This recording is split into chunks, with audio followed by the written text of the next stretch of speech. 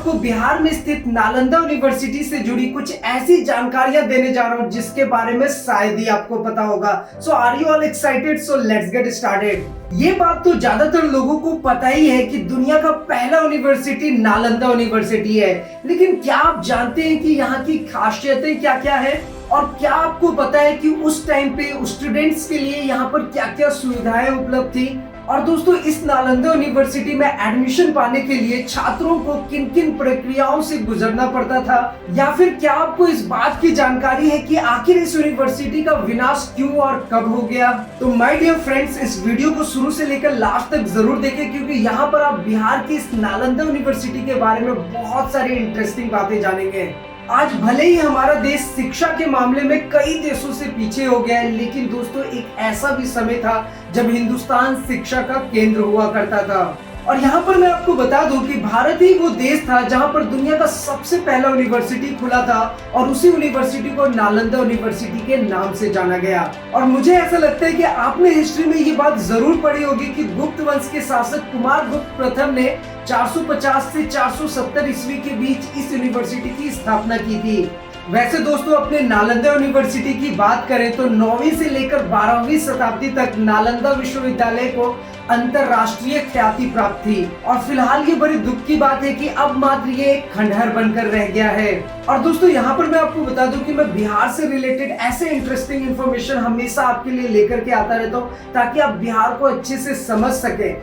स्थापत्य कला के इस अद्भुत नमूने वाले नालंदा यूनिवर्सिटी का पूरा कैंपस ही एक बड़े दीवार से घिरा हुआ था, जिसमें आने जाने के लिए एक मेन दरवाजा बना हुआ था। और दोस्तों, ये हमारे इंडियंस के लिए बहुत ही प्राउड की बात है कि बिहार के इस नालंदा यूनिवर्सिटी की वजह से उस टाइम पे हम पूरी दुनिया में एजुकेशन के मामले में नंबर 1 पर थे। उस टाइम पे इस यूनिवर्सिटी के सेंट्रल बिल्डिंग में 300 छोटे और 7 बड़े कमरे बने हुए थे, जिनमें लेक्चर हुआ करते थे, 1 से ज्यादा मंजिल के मठ हुआ करते थे, और सभी मठ के आंगन में एक कुआं बना हुआ होता था। और दोस्तों, इसके बारे में आपको मैं क्या क्या ही बताऊं, क्योंकि इस यूनिवर्सिटी में उस टाइम पे 8 बड़ी बिल्डिंग, 10 मंदिर, कई स्टडी प्रेयर रूम के अलावा यूनिवर्सिटी के कैंपस में सुंदर झीलें और बगीचे भी हुआ करती थी।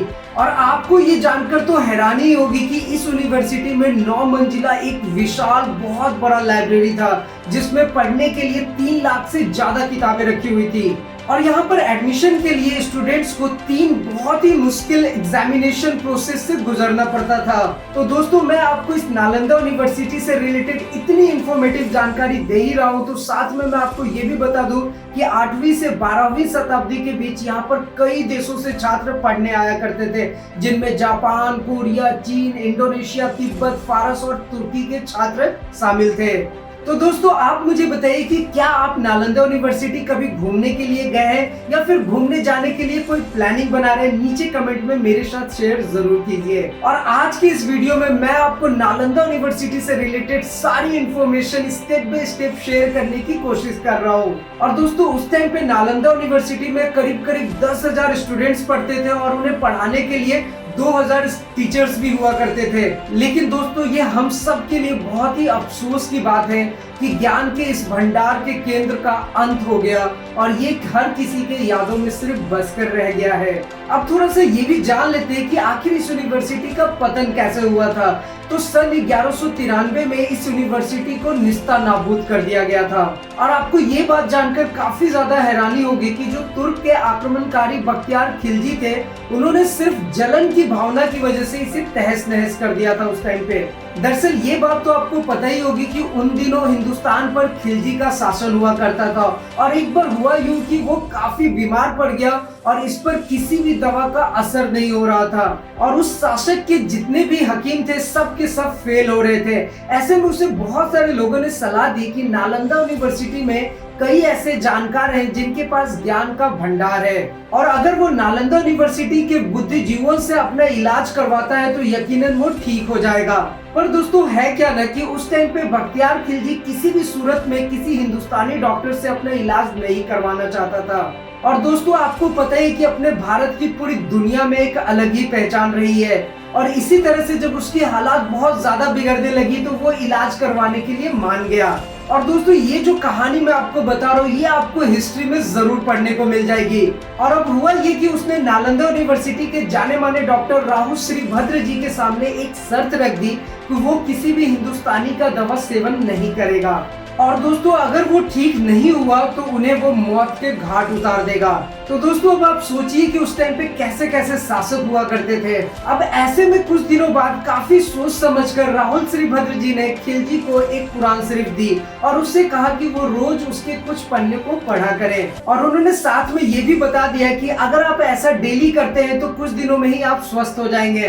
देखिए दोस्तों ये कहानी बहुत ज्यादा इंटरेस्टिंग है। अगर आपको थोड़ा सा भी दिलचस्प है नालंदा यूनिवर्सिटी के बारे में जानने के लिए तो इस कहानी को अच्छे से जरूर सुनिएगा, और बीच में तो बिल्कुल भी स्किप नहीं कीजिएगा, नहीं तो आपको कहानी बिल्कुल नहीं समझ में आएगी। अब चलिए थोड़ा सा कहानी में आगे बढ़ते हैं। दरअसल उस टाइम पे हुआ क्या था कि राहुल जी ने कुरान शरीफ के पन्नों पर दवा की एक लेप लगा दी थी जिसकी खुशबू से वो ठीक होते चला गया, और एक दिन ऐसा भी आया जब खिलजी पूरी तरह से ठीक हो गया था।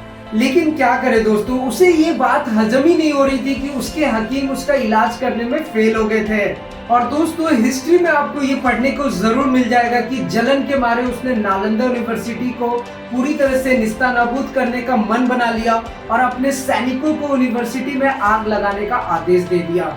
और दोस्तों ये कहा जाता है कि यूनिवर्सिटी की लाइब्रेरी में इतनी सारी किताबें थी कि लगातार 3 महीने तक जलती रही थी उस टाइम पे। और दोस्तों आप कह सकते हैं कि इस तरह से नालंदा यूनिवर्सिटी का विनाश हो गया।